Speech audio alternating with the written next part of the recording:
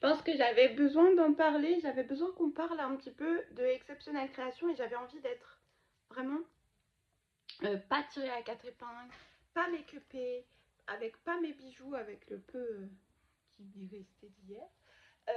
Et vraiment de te parler de pourquoi en fait, en faisant quelque chose que je n'aime pas, tu sais, plier du linge, c'est pas ma tasse de thé et je pense que vraiment très peu de personnes sur cette planète adorent faire ces tâches récurrentes que j'appelle des tâches ménagères, mais ça fait partie du deal et du process d'une vie d'un être humain adulte qui est majeur et vacciné, dirons-nous.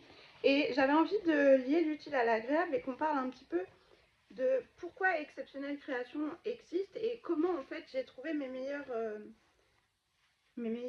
inspirations pour mon entreprise. Parce que mes meilleures inspirations, je te le dis d'avance, elles étaient comme ça, en mode pyjama à l'aise et compagnie, pas make-upé, pas machin. C'est là en fait que ton cerveau, il peut vraiment laisser libre cours à son imagination et que tu peux avoir vraiment les meilleures vibes. Les meilleures vibes, je les ai eues aussi en dormant la nuit parce que moi j'ai un cerveau hyperactif et mon cerveau, il fonctionne un petit peu comme ça, c'est-à-dire que même la nuit, je pense à des trucs, ça peut parfois me réveiller, mais parfois pas. Et quand je me réveille le matin, j'ai encore la conscience de ce que j'ai pensé la nuit et je me mets à l'œuvre. L'idée, en fait, pour pouvoir réussir, parce qu'on parle de réussite en permanence, on est obligé de correspondre à des standards que la société attend de nous. Déjà, moi, j'attends rien du tout. J'ai du moins pas l'envie de rentrer dans des standards de société. Premièrement, on va rentrer dans le vif du sujet. Et puis après, dans une certaine forme, je me fais confiance, je sais qui je suis et je sais où est-ce que je veux aller. Et en fait, Exceptionnelle Création, elle est née d'une envie de vouloir aider au quotidien des personnes qui pouvaient potentiellement rencontrer les mêmes problématiques que moi. Je m'explique, j'étais une angoissée de la vie, incapable de sortir de chez moi pour aller faire des simples courses toute seule. Et j'avais aussi d'autres problématiques qui sont venues par la suite. Et à chaque fois, en fait, c'est toute une mise en place de certaines choses pour pouvoir réussir à sortir de schémas qui sont bloquants, limitants et qui t'empêchent d'avancer dans ton quotidien comme toi tu le voudrais. Tu vois, parfois on se dit ouais, moi, toi, j'aimerais ouvrir mon entreprise, j'aimerais faire tel domaine, tel truc, tel machin, mais je suis pas capable, tu te rends pas compte. Être entrepreneur, ça demande trop d'argent. Être entrepreneur, ça demande ci, ça demande ça. Mais en fait, non, juste va chercher les compétences que tu as besoin pour libérer tes blocages et ensuite te lancer. Parce que si tu ne te lances pas aujourd'hui, tu ne le feras jamais. Et c'est important de comprendre aussi qu'on n'a qu'une seule vie. On va vivre une fois. Donc si tu kiffes pas ta vie aujourd'hui, tu la kifferas pas demain. Et si tu prends pas le train en marche, le train il avancera sans toi. Et si tu te retrouves après 10 ans, 15 ans plus tard en te disant ouais mais c'est déjà trop tard, moi j'ai 40 ans, j'ai 50 ans, j'ai 30 ans, mais il n'est jamais trop tard pour faire ce qu'on a envie. Et justement, c'est parce que tu fais ce que tu as envie et que tu te laisses guider par les choses. Évidemment, il y a des choses, on ne connaît pas tout. Et il faut aller les chercher, ces informations. Si tu ne fais pas le nécessaire pour aller te former, pour aller chercher ce que tu as besoin, tu sortiras jamais de là où tu es, en fait. Et donc c'est comme ça, c'est en levant les blocages, en allant chercher des informations nécessaires pour la création d'entreprise, pour le développement d'une entreprise que j'ai mis en place mes résolutions. Mais je voudrais te parler aussi d'autre chose qui est super important. Tu ne peux pas réussir si tu n'échoues pas. Et on parle aussi beaucoup de mindset parce que notre mindset, c'est un petit peu la base, je dirais, c'est 50% de ta réussite. Et comment un mindset a pu m'emmener suffisamment pour avoir un super chiffre d'affaires annuel et comment cette année, mon mindset m'a desservi parce que tout simplement, je n'étais pas alignée avec moi-même et donc j'ai fait du caca boudin. J'ai laissé mes croyances limitantes revenir, j'ai zappé une routine que j'avais suffisamment bien ancrée en me disant ouais mais c'est bon, j'ai fait un bon chiffre d'affaires l'année dernière, cette année ça va être bon. Non, si tu changes d'énergie, de mouvement et si tu changes tes habitudes, ton business aussi va changer et évoluer.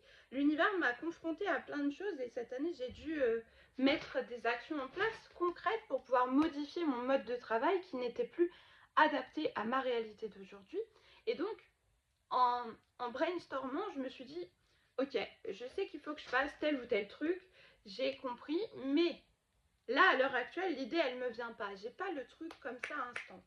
Mais par contre, j'ai une version bêta, genre une version de base, un brouillon, quelque chose là qui me vient.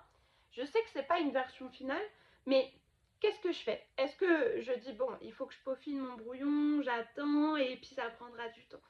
Ou est-ce que finalement je me sers de mon brouillon pour faire une première version, pour voir un petit peu comment ça match auprès des gens. Et après, une fois que ma V1 elle sera lancée, mon espèce de brouillon, je verrai qu'est-ce que ça va donner pour moi. C'est-à-dire, est-ce que la V1 c'est vraiment la version définitive parce que ça me convient et c'est ok, ou est-ce que finalement, au cours de route, je verrai des améliorations et je trouverai la solution finale qui sera la V2 et qui me permettra justement d'arriver vers là où j'ai besoin d'aller. Bah, je peux t'assurer que si tu testes pas ton brouillon, si tu fais pas ta V1 comme je l'appelle, tu sauras jamais qu'est-ce qui va fonctionner réellement. Et puis, plus tu seras dans l'action, et c'est en étant dans l'action qu'on a de nouvelles idées et de nouvelles informations.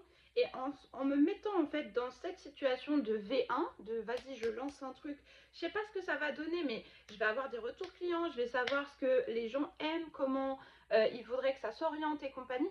Vraiment recueillir les informations clients et les traiter et en tenir compte, c'est ça aussi qui te permet de développer ton business. Parce que ton business, c'est toi et ta créativité, mais c'est aussi tes clients, ceux qui utilise tes produits, utilise tes services et donc potentiellement arrive vers quelque chose d'intéressant. Si tu ne prends pas en compte ça, je peux t'assurer que tu ne tiendras pas la route. Tu ne peux pas faire juste avec toi et tes propres idées sans impliquer réellement ta communauté, tes clientes, vraiment ton noyau, ton petit groupe là.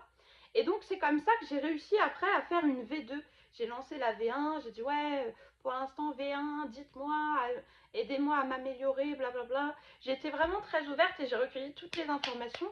Et une fois que j'ai eu toutes les informations, au détour de conversations, parfois lambda, tu sais, tu parles avec quelqu'un comme ça, un ami, quelqu'un, un membre de ta famille, peu importe, ou même quelqu'un que tu croiserais dans la rue, tu as une conversation X, Y, Z, et puis paf, tu as l'éclair de génie, et c'est comme ça, en fait, que si j'avais attendu, j'aurais attendu quasiment presque 6 mois, parce qu'il m'a fallu 6 mois pour trouver la version finale.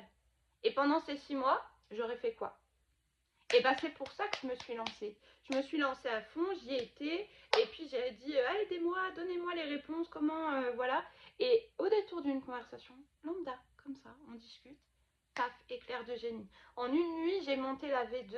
En 2-3 jours, on était déjà une quinzaine dans la V2. Et pourquoi? Parce que les gens attendaient ce que j'ai proposé. C'est simple. Donc n'attends pas d'avoir le bon produit, le bon service, le bon machin, le bon truc. Lance-toi.